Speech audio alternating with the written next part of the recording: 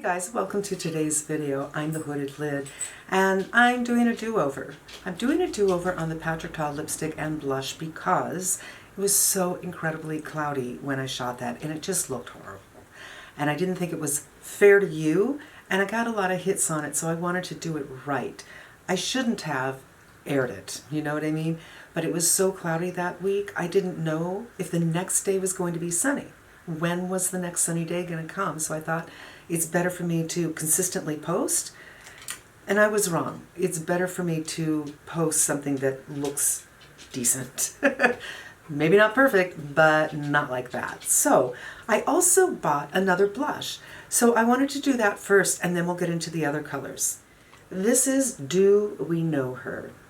And this is the one I said in the first video was really, really compelling to me, because the other colors I just feel that I already have. This is the powder, this is the cream, and while they look different in here, they really look pretty much the same here, depending on how the light is hitting. So let's have some fun. The brush, again, I'm gonna load up and then take off. Load up. So there's still some on the brush, but not as much.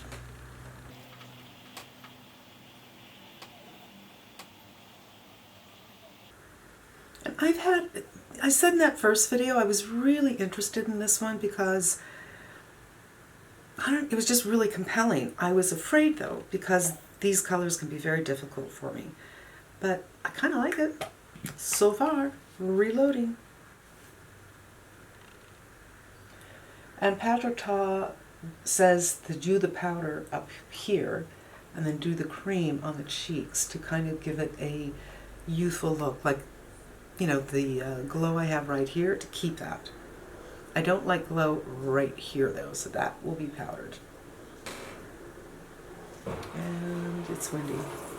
This is the second time. The last time I did the Patrick Ta, the door blew shut too. Huh. I'm just blending it well, so there's no lines. Now for me, I don't like blush like this. I don't think it does anything at all for me. I definitely like color on the cheeks, so let's put some on the cheeks. Going into the cream. That's a lot. Whoops, whoops. Okay, that went too low. We will fix it. Pull that up. Wow.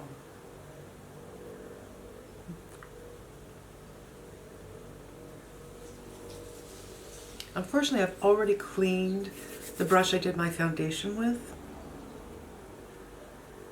so I can't go in over here and kind of pull this up, but that's what she looks like. I also got a new lipstick. I bought a couple of new lipsticks in the past week, but I don't know if it's worth a video, but this is Natasha Denona Sammy, and I thought it might go well. As I said in the first video, his choices in the lipsticks were the color I bought, an orange red, a true red, and a nude, and his nudes just don't work for me. But this nude works pretty well for me. So I like this. Now let's see if I have something goes with it. So we have the Tower, and this is Golden Hour, much more pigmented and brighter, although tonally super similar. Buxom Mykonos. I went in pretty hard with that. Oh, also, these all live together, but I feel like the Mykonos might, well, actually, it's more intense. It's more intense, but kind of the same color. Then I have something I don't think is going to match, but I have it out, and this is Thanks for the Memories from ColourPop. And that's Thanks for the Memories from ColourPop. So this is the powder, this is the cream from the Ta, Patrick Ta. This is Tower 28, Magic Hour. This is Mykonos from Buxom, and this is Thanks for the Memories. I'm going to kind of build up on that. Kind of similar, isn't it? Interesting.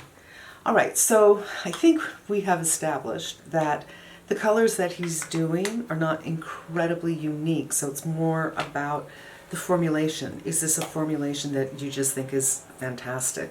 And what it does offer is both the powder and the cream in one place. And of course, you don't have to use them together. You can do just the cream, just the powder. So it's faded a little bit, and even though I kind of went ham with it, I don't think it's too much. I think it's good with this, but something orangey, and I have some orangies. You know what? The Gucci.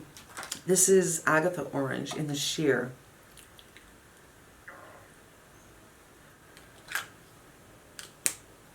Now, it's worth noting that I have a lot of pinkness in my skin, and I did my microneedling recently, and I'm wearing the Dior face and body, so I don't have a really heavy foundation on right now. So you're getting pink probably mixing in with that orange, but I do like it. Okay, now I'm going to do the do-over. I'm just going to put some foundation over this and wish me luck. I just changed the camera setting a little bit, you guys, because I thought it might be blown out. So before I take this off, I wanted to give you another look. Now, I'm going to clean this off. I'll be right back. All right, I am back. Let's get into, oh, she's different. I kind of don't like these names. So here she is, and just as with these, the colors are not so incredibly unique. So I had swatched these two things that I already owned, Surat Roger, and something that is no longer being made called Peach Berry by Too Faced. And honestly, very close. And again, one is a powder and the other one is kind of a cream formula. So here is the powder and the cream. And the cream definitely looks more transparent, but again, I think they're the same color. I heard somebody say that these are not very pigmented. I think maybe if you do a hand swatch first and get off that first layer, because I find this to be very pigmented, and I'm going to load it up and take off. So I can still see a little on the brush, but not a lot. Okay, this is not nearly as frightening as the first time I put it on. And just keep on working it in. I never re-dipped, I'm just still finding powder on the brush. This is a formulation I don't know, so again, reload so it's all over the place, and then take off on my palm.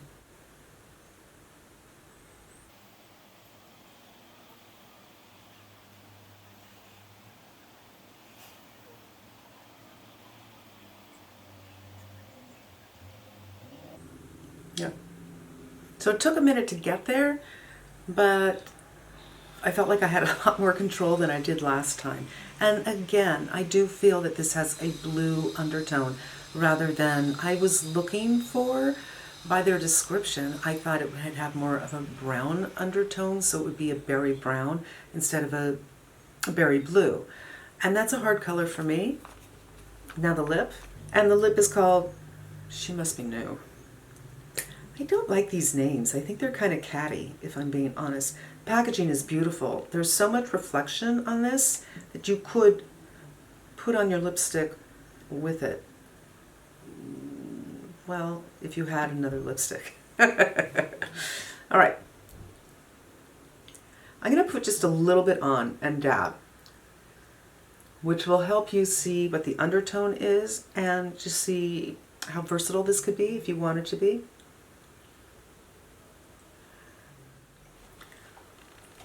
Well, I could have done maybe a little bit less because this is pretty much the color that it's going to be when I go in full opacity. Let's go full opacity.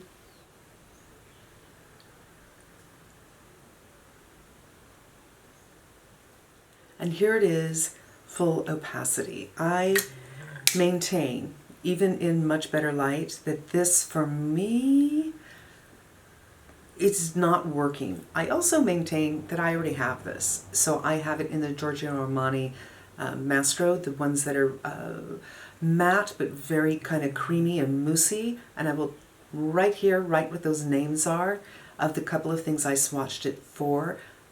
both of these colors, both the cheek and the lip, they're not unique. And of course the cheek of this one is not unique either. So it's just a matter of brand loyalty or formulation. In this case, I did mention this in the first video, but in case you didn't see it, this is a matte that feels similar to the Pat McGrath matte. So the Pat McGrath mattes, when you first buy them, they go on really creamy, and then they turn a little powdery, a teeny bit dry after about 20 minutes.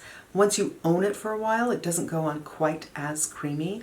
This one is as if it's a Pat McGrath that you've owned for a while. So it doesn't go on super creamy. It's a little creamy, but it will kind of dry down. It is not transfer proof, but it does stay put. And for such a deep color, it goes on well. It's no skipping, there's no bald spots. And then when it wears off evenly. So a story I did from the first video, I put this on and I went to go run some errands. I had my mask on, of course. And I thought, this is gonna be all over my face and all over my mask. And it wasn't. I think I had it on for maybe a little bit more than an hour, and when I took it off, everything was in place. It didn't transfer to my mask. It didn't transfer all over my face. So it stays, but it's not transfer proof. And when it fades very nicely. So this color, or roundabout, is going to be on your lips for quite a long time. And that's a good thing. The packaging is pretty. Colors are not unique. Having a cream and a powder in the same package, that is unique. You could do just the cream or just the powder, but the colors, I will say, they're not unique. And I found dupes for both the lip and the blush of what I'm wearing in my collection already. And that's going to wrap it up for me. I hope this was helpful to you and gives you a better idea of what this color looks like on my skin tone. I am wearing the Dior Face and Body in 2N today. And then I covered my cheeks with the Shiseido Synchro Skin, I don't know where I put it, in silk. The color is not the same as the Dior, but is better coverage. And yeah, I just don't think for my skin tone and my undertone, this works. But I know it works for a lot of other people. I'm back. Coming back here because I just went over the blush with the Beauty Blender that I used when I put on my Shiseido to take off that orange blush. And now it's much more livable, I think. And I completely took off the lip color. This is how much is left on. Pulled up the hair because there's more light on the face when the hair is up.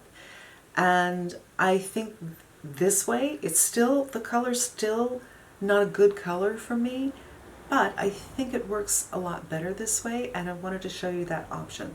So if you wanted to go at, full opacity, that's the first look where the hair is down. But if you want to rein it in a little bit, it might be a little more doable.